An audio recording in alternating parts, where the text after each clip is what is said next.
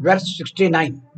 Kalaneminih Viraha Shaurihi Shurajaneshwaraha Trilokatma Trilokeshaha Keshavaha Keshiha Harihi Kalaneminih Viraha Shaurihi Shurajaneshwaraha त्रिलोकात्मा त्रिलोकेशः केशवः केशिहा हरिः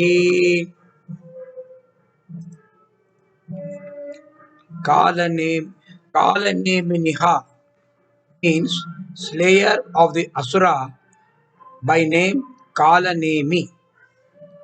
Kala also indicates time. Nemi means avidya or maya.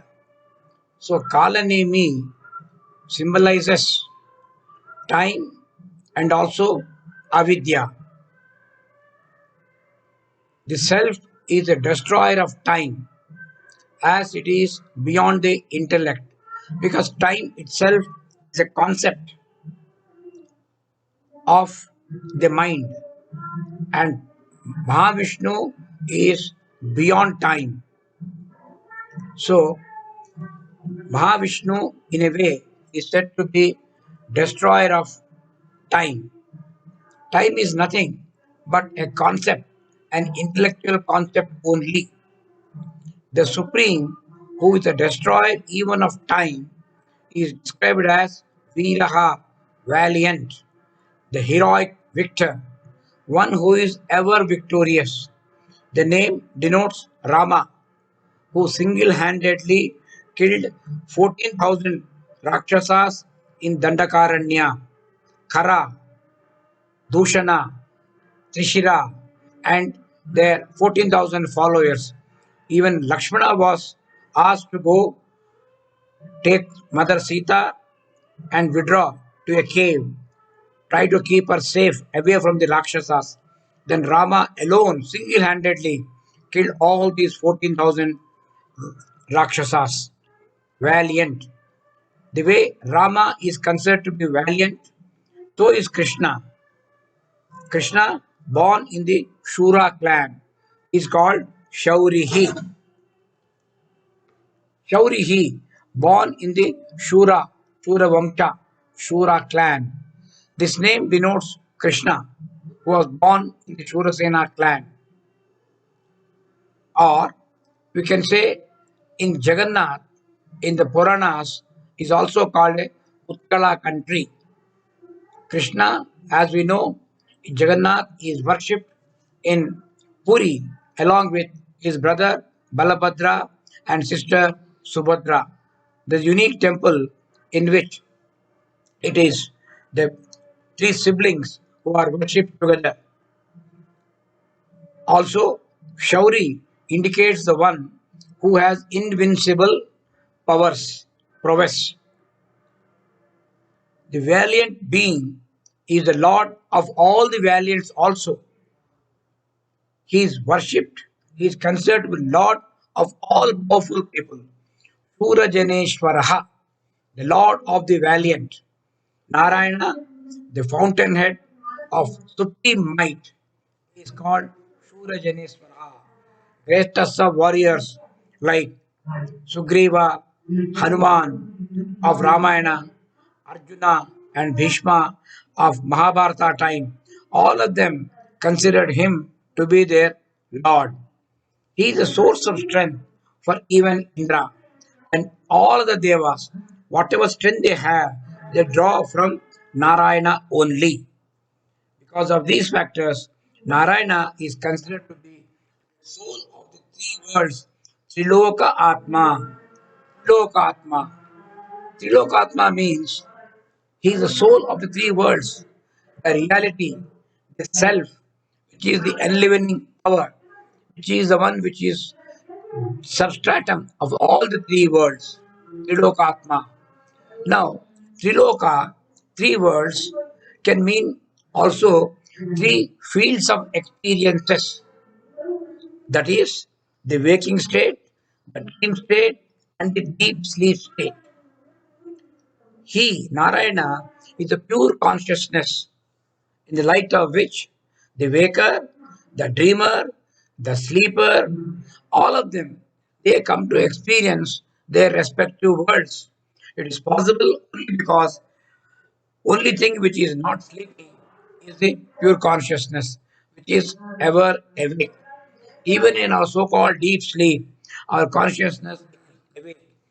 Why, when we get up, we are able to say, "Oh, I had a good sleep, I had a deep sleep, I had a dreamless sleep." How am I able to say this? If I was in really deep sleep, how am I able to say this? Who is this I? I who is saying this is not the I identified with the body, mind, intellect. It is supreme consciousness which is present in all of us all the times, in all the states of consciousness. Self is thus called the Atman, Atma of the three worlds, Atma of the Loka, Atma of the three worlds, the Lokatma.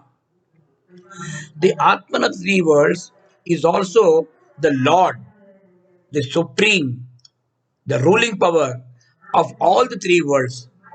Triloka Ishaha, Trilokeshaha, Trilokeshaha, Trilokeshaha, ruler of the three worlds, the Lord of the three worlds, one in whose presence all activities take place, and in whose absence no activity can ever take place. All activities will simply cease. The beings cease to exist. He is the great Lord. He is the great protector.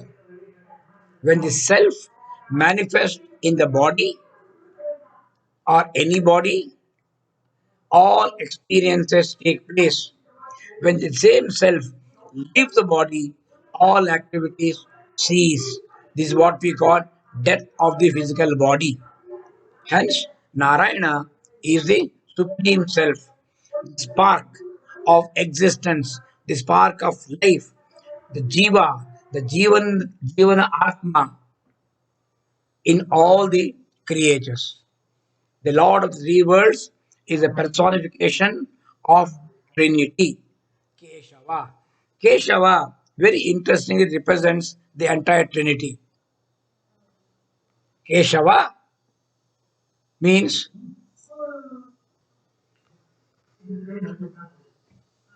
Keshava means three letters. Ka means Brahma, Brahma the creator. Isha means Shiva, the destroyer. Both of them has sprung up from Vishnu, the preserver, and he is called Keshava. को ब्रह्मेति समाख्यातः ईशोऽहं सर्वदेहिनाम् आवां तानाशं सम्भूतो तस्मात् केशवः नामवान्. O Bhagavan, Ka means Brahma. I am the Isha of all the beings. We both have arisen from you. You are known as Keshava.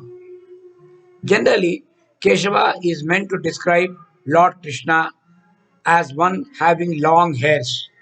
Keshas also means the rays of the Lord that illumine the sun, the moon, and so many other effulgent entities of the cosmos. The rays of mine that illumine the sun, etc., are called Keshas. Therefore, the wise Brahmins call me Keshava. This is what is stated in Mahabharata. Lord Krishna, who is Keshava, destroyed the demon Keshi and hence known as Keshiha, slayer of Keshi. Keshiha, slayer of Keshi, one who destroyed the Asura called Keshi. Keshi is the name of the Asura who came to Gokula to kill the boy Krishna in the form of a horse. Just like the Asura Keshi, the Lord also destroys the samsara, which is also a form of a avidya, ignorance, maya. This is indicated by the next name, Harihi. Harihi means destroy. The Lord is called the destroyer. Actually, what he destroys are the false values, and the inner conflict created by man in his own life, and because of which he is always in discordant contact with the world around him. These confusions and sorrows, self created by man for man in life, and this he does because of ignorance of his own divine nature. This is what is called samsara. Lord Narayana is the destroyer of this samsara, born samsara, arising sorrows in his devotees. In this context, I recollect in primary school itself, we learnt a simple poem in Telugu. It says, Hari anu rendu aksharamulu, Hari inchunu papamulu. Of course, this is in Telugu. Actually, it means the two letters, two Hari. The word Hari consists of two alphabets, Ha and Ri. So, this little poem says these two letters called Hari, Harinchuno, means removes Papamulo, sins. That means the two letters called Hari are enough to remove, take away all our sins. Sahetukam samsaram harati iti harihi. One more etymological definition of the word hari is Sahetukam samsaram harati iti harihi. One who totally destroys what is called samsara right from root in a very, very logical manner is called hari. So hari is also called destroyer of samsara. And samsara is the one comprising the cycle of life and death along with the karanam thereof, sahetukam. Samsara arises because of so and so reason. That is the vasanas, that is the desires. All these also destroyed together. We will close this verse with this. Actually, during this verse, there was a technical problem, so you will find a slight break. So kindly pardon me. सर्वे जनाः सुखिनो भवन्तु ॐ शान्ति शान्ति शान्तिः